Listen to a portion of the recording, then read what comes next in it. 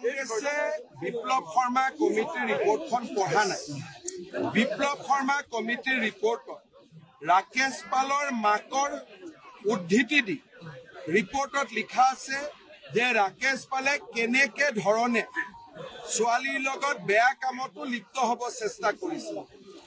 এইটো মোৰ কথা নহয়, বিপ্লৱ শৰ্মা কমিটিৰ প্ৰতিবেদন। কংগ্ৰেছ নিৰ্লজ্জ। প্ৰতিবেদনখন পোৱাৰ পিছত কংগ্ৰেছে অসমৰ ৰাইজৰ ওচৰত ক্ষমা খুজিব লাগিছিল যে আমাৰ দিনত ইমান বেয়া কাম হৈছে। আকৌ উল্টাই মোৰ ওপৰত কেছ দিয়ে। আৰে মই ৰাকেশ পাল নেকি? ৰাকেশ পালক কোনে এপইণ্টমেণ্ট দিছিলে সোণৰ গহনা লৈ পেলাই? মোৰ ল'ৰাটো বিয়া নাছিলে। গতিকে কেনেকুৱা নিৰ্লজ্জ দল হ'ব পাৰে?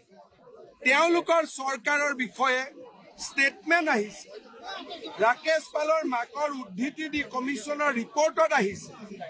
মইতো এছেম্বলিত বিষয়টো পঢ়া নাছিলো, লাজ লাগে কাৰণে, কিন্তু এই সত্য কথাটো তাত লিখা আছে যে আগতে APSC ACS পাবৰ কাৰণে ৰাকেশ পালে এনেকুৱা ঘৃণনীয় কামো কৰিছিল।